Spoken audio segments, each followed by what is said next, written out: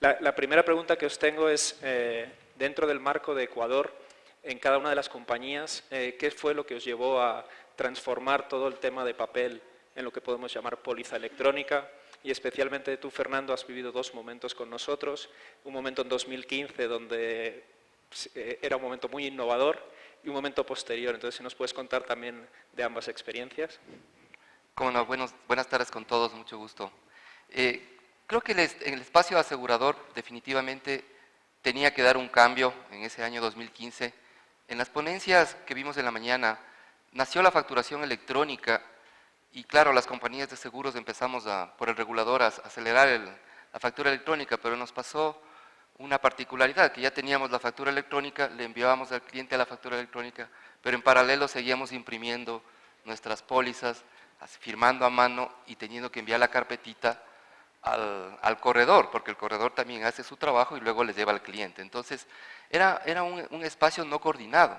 Si bien es cierto, el regulador tributario innovaba y ponía la facturación electrónica, pero la entidad de la Superintendencia de Compañía de Valores y Seguros no veía una póliza electrónica, no existía ni siquiera la mención de que se cree una póliza electrónica. Entonces, el sector privado, las compañías que obviamente por su tamaño podemos invertir o pudieron invertir en esa época en gestar la tecnología, las capacidades, las pruebas, y obviamente con compañías como ustedes que llegaron con esa tecnología en ese momento, pudimos obviamente implementar este espacio, ¿no? Este espacio de que las pólizas también tenían que ser electrónicas.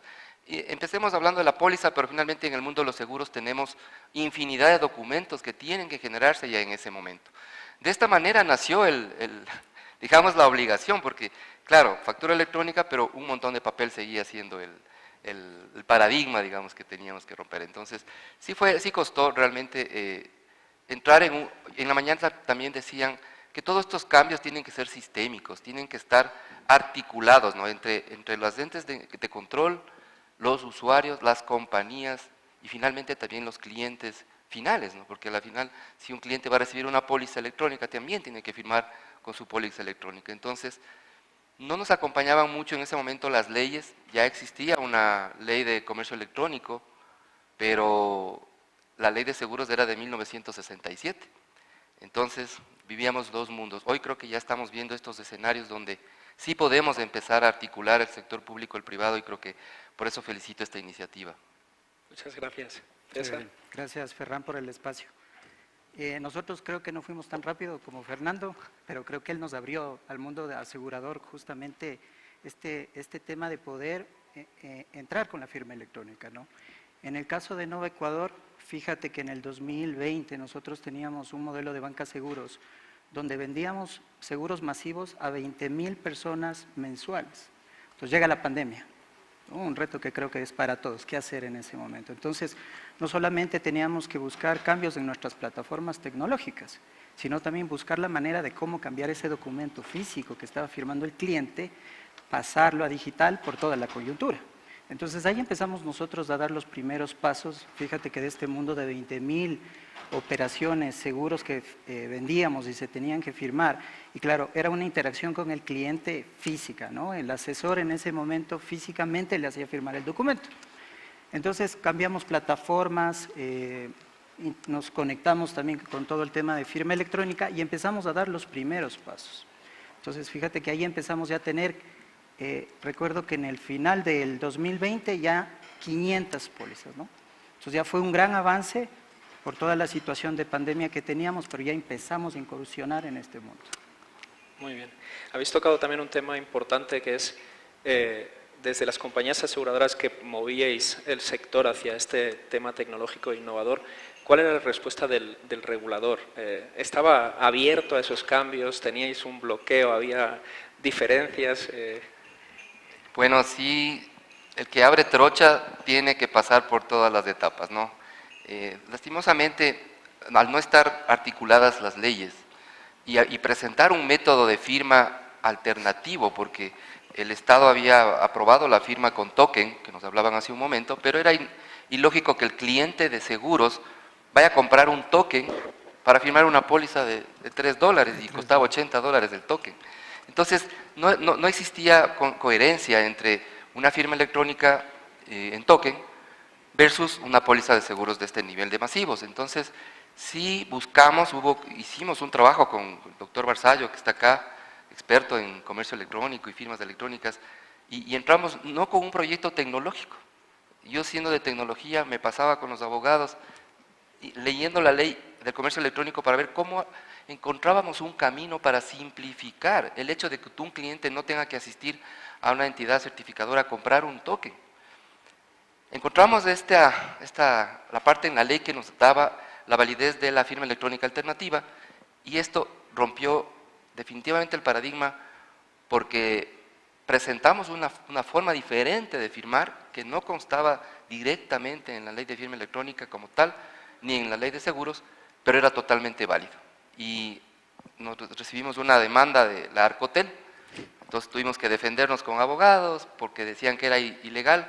Sin embargo, la compañía ganó el proceso, demostró la validez de este tema electrónico y de una firma electrónica alternativa, y finalmente esta base legal, esta resolución, ¿no es cierto?, sirvió para que todo el sector asegurador pueda basar el uso de una firma electrónica alternativa, esto hace más de 8 años, y desde ahí se usó como base legal para todo el resto de aseguradoras. Así que sí, hay que luchar, pero yo creo que más allá de lo que pasó como escenario, es finalmente sentarnos el gobierno, las instituciones de control y las empresas privadas para trabajar en conjunto. Yo por eso pienso que estos escenarios, ayer estuvo la señora ministra presentándonos la ley de transformación digital, así hay que hacer las cosas, ¿no es cierto?, en común acuerdo entre todos los actores y pensando en el ciudadano. Gracias. César, tú estás más cerca de los clientes por el perfil de la compañía. Habéis tocado también el tema de vosotros os transformáis, pero os encontráis clientes que no están tan transformados o que les da miedo esa tecnología que estoy firmando. ¿Por qué ahora ese cambio, no? ¿Qué mejores prácticas nos podrías contar de cómo habéis acercado también al cliente para tener ese resultado de que en electrónico también tengas esa firma y el cliente esté tranquilo de que las cosas están seguras y controladas, ¿no? Sí, correcto. Mira, yo creo que uno de los mayores retos es justo manejar la gestión del cambio, ¿no?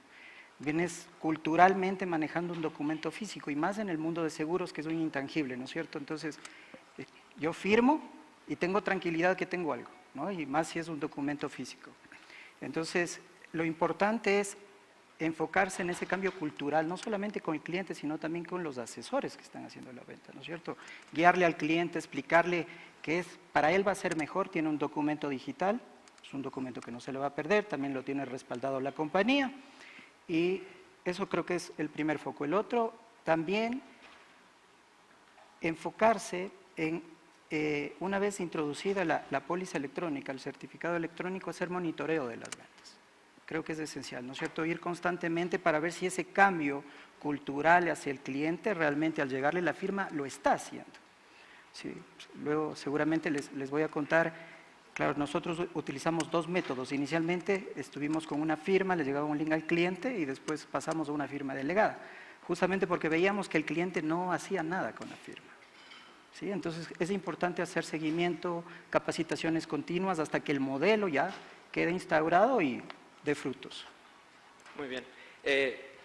Hay otros sectores que están implementando la transformación del papel hacia lo electrónico. Ustedes que ya han vivido eso, también hay un cambio interno de muchos departamentos, porque la póliza electrónica, si bien es una solución tecnológica, no deja de ser legal, marketing, etcétera. Entonces, las compañías que quieran sumarse a ese cambio de eliminar el papel y empezar a ofrecer servicios, ¿cuáles serían las 3 o 4 cosas que deben tener en cuenta internamente para que ese proceso no sea un dolor y en lugar de esos 3 meses se vayan a 1 año o 2 años, ¿no?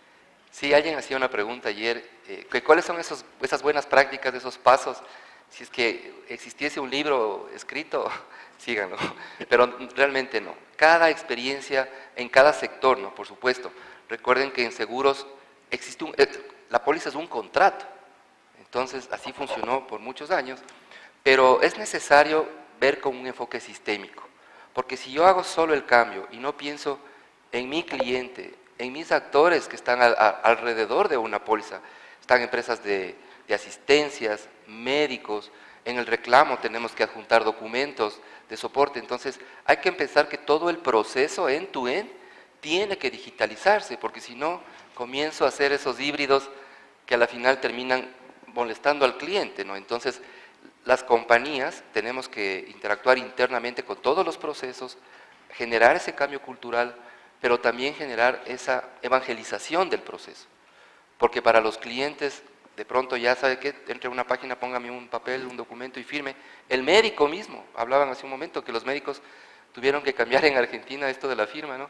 Porque claro, ya un certificado médico o un acta de defunción, etcétera, viene en otro tipo de medios, ¿no? Entonces sí, hay que trabajar en un enfoque del cambio, como bien decía César, pero en forma sistémica en todos los actores de la industria en la que se trabaja. Gracias. En tu caso, César. Sí, no, es lo que te mencionaba, ¿no? Gestión del cambio, coincido con Fernando, el tema del proceso, ¿no es cierto? Estás entrando en un mundo digital, entonces tienes que revisar, no solo dentro de la compañía, sino los actores, qué pasa con todos esos procesos que manejaban el documento físico, ¿no es cierto? Ahí hay ahorros importantes, entonces hay que ir chequeando, y lo conversamos hace un momento también con Fernando. Creo que eso es el primer paso, no solamente de cara al tema del contrato, del seguro, sino empezar a ver también en qué otros procesos adicionales también puedes empezar a utilizar esta dinámica, ¿no? Entonces, es un tema sistémico, inicias con esto y luego lo vas agrupando. Muchas gracias. César, en vuestro caso habéis implementado como mejor práctica la firma delegada. No sé si nos puedes explicar un poco cómo funciona y qué beneficios os ha traído, porque vuestro equipo comercial es muy amplio y eso ha facilitado algunas cosas, ¿no? Entonces, si puedes contarnos un poco todo ese proceso. Pues como les mencionaba, en el 2020 iniciamos con este piloto, entramos con 500 ventas de las 20,000 que teníamos en ese momento y cada año fuimos aumentando. Vimos que el resultado era eficiente y en ese momento, en el 2021 y 2022, nos manejábamos con firma a través de un link, ¿no? Les llegaba al cliente a través de un correo, un SMS, un link y lo firmaba. Llegamos en el 2022 ya a tener 5,000 ventas ya de las 20,000 que nos manejábamos. Pero encontramos ciertas limitantes, ¿no es cierto? Le llegaba al cliente el SMS o el correo al teléfono, y ¿qué sucede? Que no todos los clientes tienen un teléfono inteligente, no todos los clientes tienen internet, ¿no es cierto? Entonces, a finales del 2022 empezamos a mejorar ese proceso, lo que les decía, ¿no? Hay que empezar a monitorearlo, ver las mejoras, y a finales de noviembre del 2022 cambiamos, ¿no? Y pasamos a la firma delegada. Con eso empezamos ya la dinámica no solo de continuar con las 5,000 ventas, sino también de pasar a todas las ventas, ¿no? Entonces, actualmente nos estamos ya manejando casi 30,000 ventas mensuales a través de firma delegada, ¿no? Beneficios, pues muchísimos, le tienes al cliente ese momento, la firma, el código le llega inmediatamente, el cliente se lo da y cierra la venta, lo que no pasaba con el otro método, ¿no? Porque el cliente decía, listo, llego a la casa, lo firmo, llegaba a la casa y la venta se perdía, ¿no? Entonces, mejoró el crecimiento de ventas, la venta es mucho más consciente hacia el cliente, ¿no? Porque muchas veces cuando tiene muchos documentos por firmar, ¿no? Entonces, ahí el cliente le explica, el asesor le explica al cliente de qué se trata, qué es lo que está comprando, le llega el código, lo entrega y la venta cerrada. Excelente.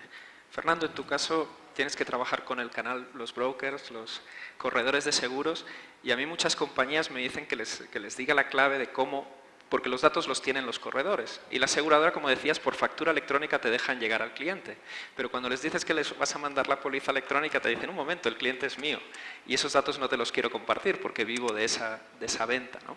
¿Cómo hicisteis esa transformación y sumasteis al canal de ventas para que vea que es algo positivo y que no es que está la aseguradora interesada de llegar al cliente final, sino de sumar el canal para que juntos podamos transformar el modelo, ¿no?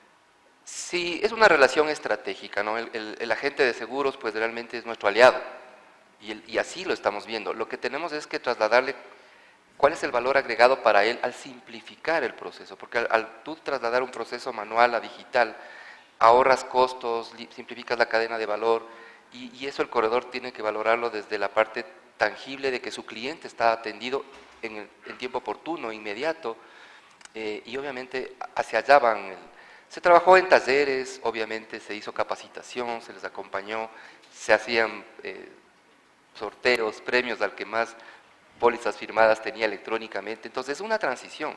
Por eso decías, el ecosistema tiene que empezar a funcionar. Hoy por hoy ya, después en pandemia, todos nos dimos cuenta que definitivamente teníamos que usar firmas electrónicas, ¿no? Ahí ya fue por obligación.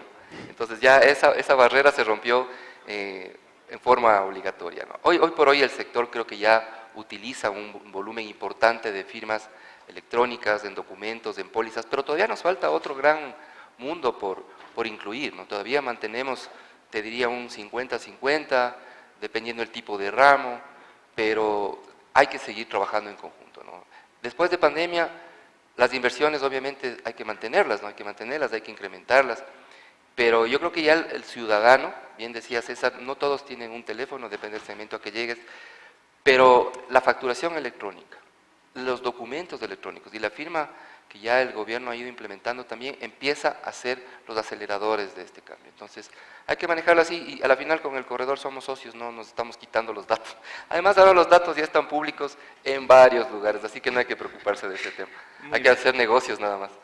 Algo que también se está hablando durante estos días es el tema de la seguridad y de la identidad digital. En todo este tema del proceso de firma, el cliente comparte datos, introduce cierta información confidencial. Vosotros que sois expertos en seguridad, todo el tema de protección de datos, ¿cómo lo gestionáis? ¿Cómo dar esa tranquilidad que a través de vuestros sistemas el cliente, el asegurado, puede estar tranquilo de que no se va a hacer nada adicional a aquel proceso de contratación de la póliza, ¿no? Bueno, la parte de ciberseguridad también ha sido mencionada como un pilar fundamental, que nuestros datos están ya en la red, en las entidades, en las bases de datos. Creo que la ley de protección de datos personales, que ya está aquí en Ecuador promulgada y próximamente tendremos a la autoridad de control, es lo primero que debe suceder, porque obviamente es la defensa al usuario, ¿cierto? Para que las compañías de seguros o cualquier tipo de compañía que tiene datos personales, pues implemente las medidas de seguridad, los estándares de seguridad adecuados. Obviamente, hoy por hoy, el Ecuador es un país que está en el centro de los ataques de hackeo, eso las estadísticas lo dicen. Entonces, las empresas tenemos que invertir en políticas de seguridad, estándares de seguridad, arquitecturas de seguridad que le den esa tranquilidad al cliente. Definitivamente, ese ya no es un si quiero hacerlo, sino un debo hacerlo. Creo que todas las compañías estamos trabajando hacia ese nivel de elevar el estándar de seguridad para proteger esos datos del cliente. En vuestro caso. Sí, coincido con Fernando. Fíjate que creo que o sea, es un reto tecnológico, ¿no es cierto? Es un reto tecnológico. Hay que trabajar mucho también en la parte legal. Sí, fíjate que esos son clausulados. Bien lo decía Fernando al inicio en el reto que él tuvo introducir la póliza electrónica. Entonces, aquí hay un tema legal muy de fondo que hay que revisar. Todos los documentos que se le envían al cliente tienen que tener todos esos clausulados legales, ¿no es cierto? Entonces, ahí hay un trabajo importante. A veces uno piensa que solo es la arista tecnológica, pero también hay una parte legal importante. Y de cara al cliente, claro, el cliente recibe una firma, pero ¿qué pasa atrás? Entonces, tienes varios proveedores, ¿no es cierto? La empresa da la cara, pero por atrás tienes un montón de proveedores que te dan la firma, te dan los temas de seguridad. Entonces, yo creo que es mirar todo eso, realizar los controles respectivos justamente para asegurarle al cliente. Gracias. Para finalizar, también estamos hablando del modelo de los terceros de confianza, ¿no? Que no son solo soluciones tecnológicas, sino que van más allá y ofrecen una garantía legal o una protección legal. Entiendo que vosotros en vuestras compañías de vez en cuando llegan algunos reclamos, la superintendencia audita. ¿Qué tan sencillo es para vosotros el poder tener la información emitida por un tercero y poder demostrar ante un reclamo que a lo mejor rechazas porque no está cubierto? ¿Qué tanto ha sido de ayuda el utilizar el modelo de un tercero de confianza para esos procesos de firma electrónica? Es la base, ¿no? El tercero de confianza es la base que le da la tranquilidad al cliente, que no es la aseguradora quien le está diciendo usted sí firmó o no firmó. Nosotros no somos los actores, somos una parte de la firma y la otra parte es la entidad de certificadora de tercero de confianza. Eso es lo que habilita que sea un sistema equilibrado para el cliente. En seguros, evidentemente, las reclamaciones pueden llegar a montos muy importantes, ¿sí? Supremamente importantes, pero más allá del monto estamos hablando del patrimonio del cliente, de la vida del cliente. Entonces son temas muy sensibles. Por ende, debemos confiar en una entidad certificadora, en una empresa certificadora que a pesar del tiempo que yo pueda tener una póliza de vida por muchos años, durante la vigencia de no sé, 20, 30 años de una póliza, tiene que existir la custodia la evidencia, ¿no es cierto? Entonces debemos estar trabajando no para la firma actual, sino para lo que puede suceder a futuro. Y en caso de una situación legal, pues tener las pruebas, ¿no? Las pruebas que demuestran que justamente el cliente o la aseguradora han hecho bien las cosas para cualquiera de los dos lados. Las aseguradoras no estamos para negar, sino para presentar los hechos y al cliente las pruebas de todo lo que sucede dentro de su reclamo, dentro de su cobertura. La firma, yo decía, este proceso no es tecnología, lo vemos como tecnología, sí, está en la transformación digital, pero acá atrás de esto es un contrato, es legal. Realmente aquí los señores abogados tienen mucho por hacer, mucho por implementar, esa transformación digital que nos enseñaban en la mañana, esas plataformas, porque a la final, si es que hay una controversia, va a ser un juicio entre el cliente y la aseguradora. ¿Y quién defiende? Los señores abogados. Así que veámoslo de esa manera, ¿no? Y tecnológicamente sí, hay que trabajar con una empresa que presente en el tiempo, en todo el proceso que te acompañe, ¿no? Y ahí obviamente con Evicertia pues yo he tenido esa, primero una tecnología que no existía hace 8 años acá, ¿no? Así que finalmente pues ya se ha logrado ratificar la validez. Gracias. ¿Ustedes? Fíjate que yo agregaría lo que dice Fernando, más allá también de todo el tracking que tienes con la firma, ¿no es cierto? Cuando firmó el cliente, tener el documento inmediato. En el modelo que nosotros teníamos físico, hasta que teníamos 5,000 asesores por todo Ecuador, hasta que ese documento llegue y ya tenías el pedido del ente de control con respuesta de 2 días, estabas complicado. Entonces, claro, hoy inmediatamente el documento está firmado, lo tienes digitalizado y aparte con todo el registro del tracking que puedas demostrar que realmente fue el cliente. Entonces hay varios beneficios realmente. Muy bien, Fernando, César, muchísimas gracias. No sé si hay alguna consulta de parte del público para abrir el micrófono y si no, pues agradeceros haber estado aquí con nosotros.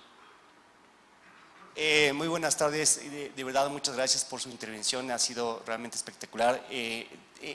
Dentro de la digitalización del comercio, una de las áreas más principales creo que es justamente la aseguradora, las financieras, entre otras, ¿no?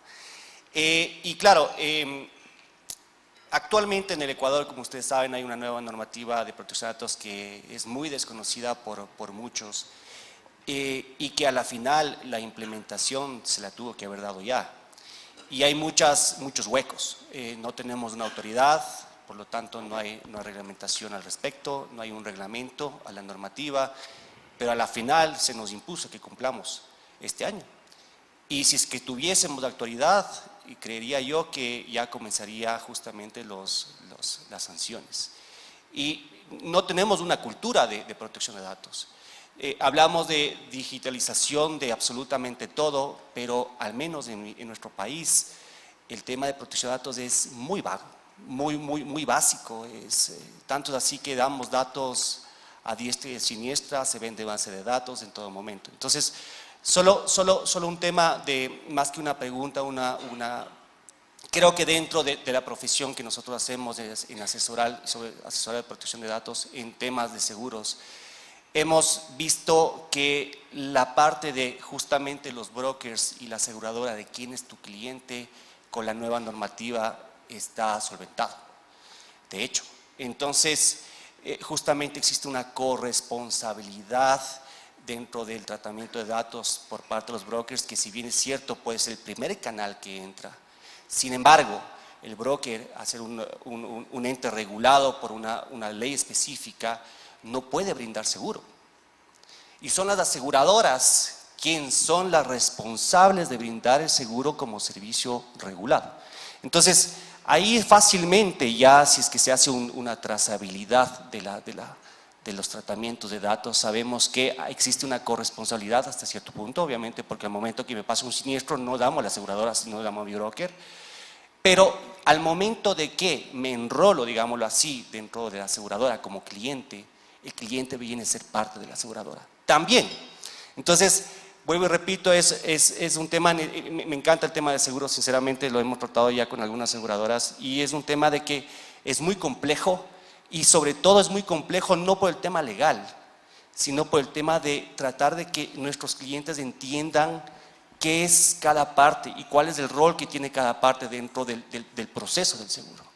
Entonces, únicamente más decirles de esto, agradecerles sinceramente por esta súper buena charla, me encantó, y nada, felicitarlos. Muchas gracias. Gracias.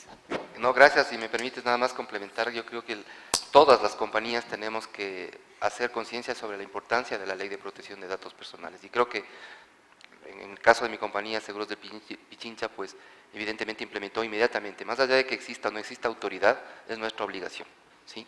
Y obviamente cuando venga la autoridad habrá que demostrarle todo lo que se ha trabajado, ¿no es cierto?, en pro de cuidar al cliente.